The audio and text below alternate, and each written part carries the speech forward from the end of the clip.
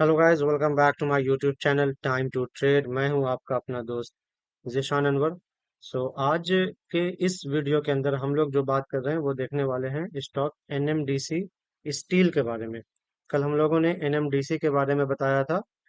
आज हम लोग एनएमडीसी स्टील के बारे में थोड़ा डिस्कशन कर रहे हैं और देख रहे हैं कि इस स्टॉक के अंदर क्या कुछ किया जा सकता है हाल के दिनों में, या क्या कोई अपॉर्चुनिटी बनती है, या इसके अंदर अभी कोई अपॉर्चुनिटी नहीं है। एनएमडीसी स्टील जो है वो एनएमडीसी का ही पार्ट हुआ करता था, फिर एनएमडीसी के अंदर डिमर्ज हो गया। और डिमर्ज हुआ है ये फरवरी को, और फरवरी में ये जो स्टॉक खुला है ये खुला है 30 रुपए के हिसाब से। और अभी ये जो चल रहा है वो 43 रुपए के हिसाब से चल रहा है। तो सबसे पहले ये देख लें कि जब ये डिमर्ज हुआ था उसके बाद से लेकर के इसके अंदर कितनी परसेंट की बढ़ोतरी आ चुकी है। तो 42% की बढ़ोतरी अभी तक इस स्टॉक के अंदर आपको देखने को मिल चुकी है। और ज्यादा दिन भी नहीं हुए हैं, 20 फरवरी 2023 से आज 4 जुलाई 2023 है। यानी कि 4 महीने से कम के मुद्दत में, 3.5 महीने के मुद्दत में इसने 42% का अपसाइड देखा है। इसके अलावा आप देख सकते हैं कि यहाँ पर ये डाउन हुआ था, लेकिन इसने अपना जो बाइंग प्राइस है उसको एज ए सपोर्ट के तौर पर लिया है। और सपोर्ट के तौर पर लेने के बाद फिर यहाँ से इसने एक रेगुलर ऊपर की तरफ जर्नी की है। और ये चीज हमको यहाँ पर दिख रहा है। लेकिन इससे पहले कि हम इसके चार्ट को पढ़ें, हम इसके फंडामेंटल को समझने की कोशिश करते हैं। लेकिन आप इसके फंडामेंटल के बारे में बहुत ज्यादा नहीं खोज सकते हैं, क्योंकि अभी ये बहुत इसने टाइम स्पेंड नहीं किया है मार्केट के अंदर, इस स्टॉक के अंदर, कि इसके सारे फ्लोज को जो है ना वो हम लोग देख सके। इसी यही वजह है कि मार्केट कैप तो 12,625 करोड़ का इसके अंदर दिख रहा है। बिकॉज मार्केट कैप का वैल्यूएशन निकालना तो आसान काम है, लेकिन स्टॉक पीई के बारे में कोई जानकारी नहीं है। आरओसीई अभी 0.00% है, आरओई भी अभी 0.00% है। ये इसलिए नहीं है कि स्टॉक खराब है या ये स्टॉक चल नहीं रहा है, बल्कि अभी हम लोगों ने देख लिया कि ये स्टॉक ने 4 महीने में 42% का रिटर्न दिया भी है। और जिन्होंने इसको यहाँ से ओपन किया होगा मार्च 29 से, या तो अप्रैल मई जून 3 महीने में, उसको 40% का प्रॉफिट आ चुका है। तो ये स्टॉक तो चल रहा है, लेकिन आरओसीई को कैलकुलेट करने के लिए 3 इयर्स की टेन्योर की जरूरत होती है मिनिमम। आरओई के साथ भी वही कंडीशन है। डिविडेंड यील्ड भी अभी आपका 0.00% है, क्योंकि अभी इसने डिविडेंड दिया नहीं है। अभी हम देखें कि एनएमडीसी स्टील जो है वो, मैंने कल आपको जब एनएमडीसी को बता रहा था, तो मैंने आपको बताया था कि एनएमडीसी जो है वो मेटल सेक्टर का स्टॉक है। और इसके अंदर डायमंड है और आयरन ओर को प्रोडक्ट करने का काम होता है। तो एनएमडीसी का ही पार्ट था एनएमडीसी स्टील, जो अब अलग हो गया है, डिमर्ज हो गया है। ये एक नवरत्न पब्लिक सेक्टर एंटरप्राइजेस था, लेकिन अलग होने के बाद एनएमडीसी भी नवरत्न नहीं रहा। लेकिन कोई बात नहीं, वो अभी भी बहुत अच्छा स्टॉक है। बहरहाल हम अभी इस स्टॉक के बारे में बता रहे हैं आपको। इसने हाई बनाया है 46.5 का और लो बनाया है 29 का। और आरओसी या आरओई को हम लोग अभी कैलकुलेट यहाँ पे नहीं कर सकते हैं। इसके अलावा अगर हम ये चेक करें कि 50 डेज के मूविंग एवरेज से ऊपर अभी इसका प्राइस चल रहा है। 50 डेज का मूविंग एवरेज प्राइस 43 है। वह इस स्टील के स्टॉक के अंदर अभी आपको और बुलिशनेस देखने को मिल सकती है। इसके अलावा 200 के डीएमए के ऊपर भी चल रहा है। वॉल्यूम भी इसका इंक्रीज करते हुए यहाँ पर आपको दिख रहा है, राइट। हाल के दिनों में इसका वॉल्यूम इंक्रीज कर रहा है, और भी इसको टेक्निकल पॉइंट ऑफ व्यू से ज्यादा देखेंगे, क्योंकि फंडामेंटल देखने का तो ज्यादा इसमें है नहीं। यहाँ पर एक काउंट्स दिखता है कि company has low return on equity of 0.00% over 3 years. Because अभी तो ये आया ही है, तो रिटर्न ऑफ इक्विटी अभी आपको समझना थोड़ा टाइम लग जाएगा। रिटर्न ऑफ इक्विटी आ रहा है, हमको दिख रहा है, लेकिन वो जो calculative return of interview equity है वो अभी आपको नहीं दिखेगा, राइट। इसके पेयरिंग में बहुत सारे स्टॉक्स हैं, कंपनी है जो भी सेम काम करती है। जैसे एनएमडीसी को ही रखा गया है, चूंकि सबके सब स्टील मिडिल सेक्टर से हैं।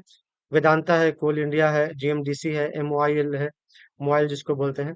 और यहाँ देख ले, सेल्स इसमें अभी कुछ नहीं है, जीरो है। जीरो सेल्स इसलिए क्योंकि अभी रिपोर्टिंग नहीं हुई है। Q1 का रिपोर्टिंग आने दीजिए, Q2 की रिपोर्टिंग आने दीजिए, उसके बाद ज्यादा बेटर हम लोगों को इसके अंदर नजर आएगा, जो इसके अंदर अपॉर्चुनिटी मिल सकती है कि नहीं मिल सकती है। सेल्स भी अभी इन्होंने कुछ नहीं दिया दिया है। और बैलेंस शीट में देखा जाए तो 3,000 करोड़ के आसपास का बैलेंस शीट है इनके पास। रिजर्व में भी 14,000 करोड़ है, जो भारी मात्रा है अभी इस कंपनी के लिए। क्योंकि 12,000 करोड़ की कंपनी है, 12,500 करोड़ की कंपनी है, और रिजर्व में 14,000 करोड़ रुपया मौजूद है। हम समझ सकते हैं कि ये इजीली इस स्टॉक्स को डबल हो जाना चाहिए अगले 1 साल में। ठीक है। सो इस स्टॉक के अंदर तो ये चीज दिख रही है। इसके अलावा cash flow, cash from operating operating activity में आपको 1550 करोड़ का दिख रहा है। इन्वेस्टिंग एक्टिविटी अभी माइनस में दिख रहा है, लेकिन 1-2 क्वार्टर आ जाने दीजिए तो ज्यादा क्लियरली मामला सामने में आएगा। ठीक है, यानी 1 साल कम से कम गुजर जाने दीजिए, मार्च 2003 से मार्च 2004 में ज्यादा क्लियर समझ में आएगा। इसके अलावा आप देख सकते हैं कि शेयर होल्डिंग का जो पैटर्न है, तो प्रोमोटर्स ने 60% का शेयर अपने पास रखा है, जो बहुत मैसिव और रोबस्ट कंपनी को दर्शाता है। यानी कि जो प्रोमोटर्स हैं, जिनकी कंपनी है, ऐसे मोटा मोटी कहते हैं जिनकी कंपनी है, लेकिन कंपनी तो सबकी है। जिन लोगों ने भी इसका एक शेयर भी लिया है उनकी भी कंपनी है, लेकिन जो प्रोमोटर्स है एक्चुअल में उनके पास 60% से ज्यादा का शेयर है। तो ये इसके रोबस्टनेस को दिखला रहा है कि ये कंपनी फंडामेंटली मजबूत ही है। हालांकि बाकी आंकड़े अभी नहीं आए हैं। एफआईआई ने भी इसमें, यानी एफआईआई का मतलब फॉरेन इन्वेस्टर्स ने भी इसके अंदर 4% का स्टेक ले रखा है, जो कि एक फॉरेन इन्वेस्टर्स अगर किसी एक कंपनी में 4% का स्टेक लेके चलता है, इसको भी हम लोग अच्छा ही मानेंगे। और अभी आने वाले दिनों में देखिए, जैसे Q1 का जब रिजल्ट आ जाएगा तो देखने में पता चलेगा कि एफआईआई ने इसके अंदर स्टेक बढ़ाया है, घटाया है, या जितना है उसको सस्टेन किया है। डीआईआई यानी कि डोमेस्टिक इन्वेस्टर्स जो होते हैं उनके पास भी ऑलमोस्ट 20% का स्टेक है, ये भी एक बड़ा है। और पब्लिक के पास अभी सिर्फ और सिर्फ 15% का स्टेक है। यानी कि सबसे बड़ा हिस्सा जो इस स्टॉक का है वो प्रोमोटर्स के पास है। उसके बाद जो बड़ा हिस्सा है वो डीआईआई के पास है। यानी ऑलमोस्ट 80% से ज्यादा का स्टॉक जो है वो बड़े इंस्टीट्यूशनल लोगों के पास है। और 4% एफआईआई का ले ले तो 85% के आसपास का जो स्टॉक है वो बड़े इंस्टीट्यूशनल के पास है। और सिर्फ 15% का स्टॉक जो है वो पब्लिक के पास मौजूद है। सो पब्लिक के पास अगर स्टॉक कम मौजूद है, इसका मतलब बिजनेस ज्यादा ग्रो करने के चांसेस है, क्योंकि ना तो प्रोमोटर इसको बेचना चाह रहा है, ना एफआईआई अभी। एफआईआई का तो आ जाएगा, डीआईआई ने भी एक मोटा जंक ले रखा है इसके अंदर। सो फंडामेंटली ये काफी कॉन्फिडेंट इस स्टॉक के बारे में, इस कंपनी के बारे में हम लोग देख सकते हैं, राइट। सो फिलहाल तो इतना ही है इस फंडामेंटल पॉइंट ऑफ व्यू से, कि कंपनी ठीक ठाक हमको लग रही है। अब बाकी टेक्निकल में देख लेते हैं। तो सबसे पहले हमेशा की तरह एक लाइन ड्रॉ कर देते हैं। सो नीचे में हॉरिजेंटल लाइन तो हम लोगों ने ड्रॉ कर दिया है 30 रुपए के आसपास का। अगर इसको किसी भी जमाने में तोड़ता है तो ये ऑल टाइम लो होगा। और ऑल टाइम लो होना तो अच्छी बात नहीं है। फिलहाल ये काफी ऊपर है, तो अभी हमको उसका टेंशन नहीं लेना है ना। तो ट्रेंड बना लेते हैं, देखते हैं किस तरीके से ट्रेंड लाइन काम कर रहा है।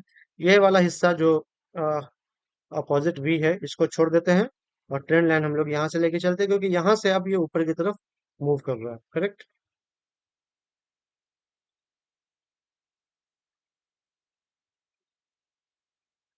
सो ये हमारा ट्रेंड लाइन, राइट। ये बिल्कुल हमारा ट्रेंड लाइन देख लीजिए।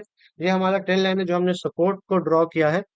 इस ट्रेंड लाइन को, ये जो ऊपर की तरफ अप ट्रेंड चल रहा है, तो सपोर्ट को हम लोगों ने यहाँ पर ड्रॉ किया है। यहाँ पर हम लोग रेजिस्टेंस को ड्रॉ कर लेते हैं, और रेजिस्टेंस का लाइन भी हमने आपके सामने ड्रॉ कर दिया है। क्योंकि जब ये यहाँ से ऊपर उठता है और नीचे आता है तो इसी लाइन को हिट करता है, फिर ऊपर जाता है तो ये इसको हिट करता है, फिर थोड़ा नीचे आया, फिर ऊपर गया इसी के करीब में, फिर नीचे आया है। सो ये लाइन एक इम्पोर्टेंट लाइन हमको दिख रही है यहाँ पर। और अप ट्रेंड के मामले में ये लाइन एक इम्पोर्टेंट लाइन है, और इसको कंटिन्यू करना चाहिए। और यहाँ पर भी देखें, सो पिछले कई दिनों से 1 2 3 4 5 6 डेज से ये इसी प्राइस पैटर्न के ऊपर मूव कर रहा है। और अभी फिलहाल ये इसने ट्रेंड लाइन को हिट कर रखा है, राइट। तो ये सपोर्ट जोन है, और सपोर्ट जोन से यहाँ से वापस ऊपर जाने की चांसेस है। लेकिन हम एक डार्विस बॉक्स भी यहाँ पर बना लेते हैं, क्योंकि ये एक ही प्राइस लाइन के ऊपर ज्यादा मूवमेंट दे रहा है। तो हम लोगों ने यहाँ पर एक बॉक्स बना लिया है, करेक्ट। सो यहाँ पर एक बॉक्स बना लिया है। ऑल जो ऑल टाइम हाई किया है इसको भी हम लोग एक हिट कर देते हैं। सो ये जो पॉइंट है 46.6 का, 46.50 का जो ऑल टाइम हाई है, तो हम इसको 46.50 ही रख लेते हैं, क्योंकि ज्यादा एक्यूरेट तो यही हो जाएगा, 46.5, करेक्ट। ये ऑल टाइम हाई है। और जो मेरा डार्विस बॉक्स है ये भी देखा जाए तो 46.5 पर ही रहेगा, क्योंकि ये इसी के अंदर अभी मूवमेंट दे रहा है। 46.5 से लेकर के 42 के आसपास का मूवमेंट इसके अंदर मिल रहा है। तो अब इस कंडीशन में हमको क्या करना है, वो ये करना होगा कि जिन लोगों ने भी डिमर्ज होने के वक्त लिया है, यानी इनके पास यहाँ से है, वो बिल्कुल भी बैठे रहे आराम से, उनको कोई भी तरह का इसमें छेड़छाड़ करने की जरूरत नहीं है। वो एनएमडीसी स्टील जिनको मिला है, पोर्टफोलियो में आया है डिमर्जर के बाद, वो आप तो इसके अंदर बने रहें, आपको इसके अंदर छेड़छाड़ करने की जरूरत नहीं है।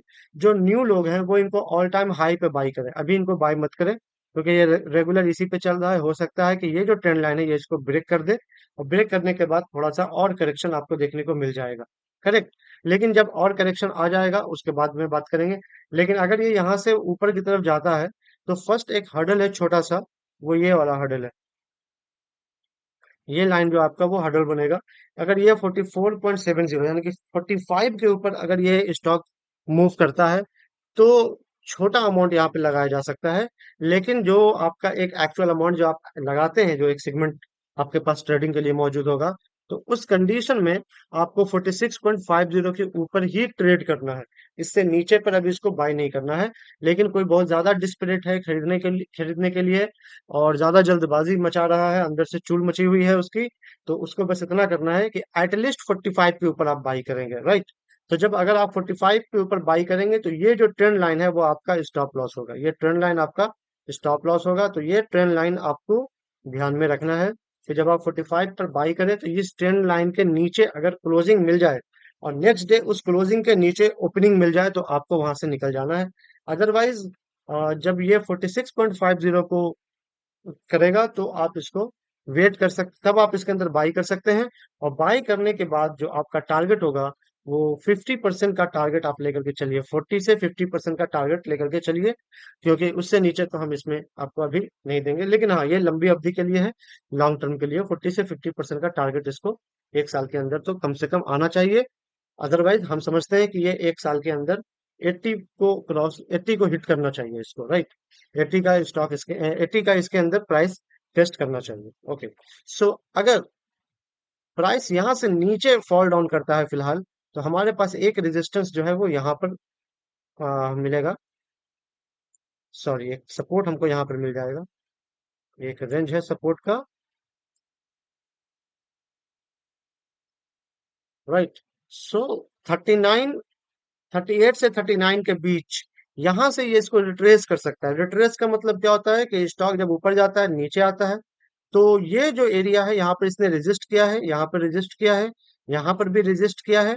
सो रेजिस्टेंस जो है जब ऊपर की तरफ से नीचे की तरफ कोई आने लगता है प्राइस, तो ये रेजिस्टेंस सपोर्ट के तौर पर काम करने लगता है। जैसे नीचे से ऊपर की तरफ जा रहा था तो रुका, नीचे से ऊपर की तरफ जा रहा था तो रुका, नीचे से ऊपर की तरफ जा रहा था, इसने ब्रेकआउट दे दिया, फिर ऊपर चला गया। अब ऊपर से नीचे की तरफ अगर आएगा, तो यही जो जोन है वो उसका सपोर्ट जोन बनना चाहिए। तो एक बार स्टॉक अगर नीचे आ जाता है, ये वाला ट्रेंड लाइन तोड़ करके नीचे आ जाता है, तो नीचे आने के बाद आपको यहाँ पर वेट करना है। जब वो 38, 39 के पास पहुंचेगा, और उसके बाद जब ये पलटना शुरू करेगा, राइट, जब ये पलटना शुरू करेगा, तब आपको यहाँ से, जब ये यहाँ तक आ गया और आने के बाद ये यहाँ पर से पलटेगा, तो आपको यहाँ पर बाई करना है, 40 के आसपास इसको बाई करना है। उसके बाद आप इसको लॉन्ग के लिए लेके जा सकते हैं। वो सेम टारगेट होगा 80 के आसपास का। 80 के आसपास का टारगेट तो जाना चाहिए, वैसे आप 70, 75 अपने हिसाब से रख सकते हैं, राइट। जिन लोगों के पास पहले से स्टॉक्स है उनको अभी कुछ नहीं करना है, वो देख लें कि अगर ब्रेकआउट आ जाता है, ऑल टाइम हाई का ब्रेकआउट आ जाता है, तो ठीक है, वो बने रहेंगे। नहीं आता है, नीचे आता है, तो फिर से 40, जब ये पलट करके 40 के पास जाए, 38, 39 के पास के बाद जब वो 40 के पास जाए, तो यहाँ पर आप दोबारा इसके अंदर ऐड कर सकते हैं। तो ये थी कहानी एनएमडीसी स्टील की। अगर आपको ये वीडियो पसंद आई है तो आप इसे लाइक कर दें। अगर अगर कोई तरह का सवाल आपके अंदर है, तो आप वो सवाल भी हमसे पूछ सकते हैं कमेंट के जरिए। Thank you very much for watching this.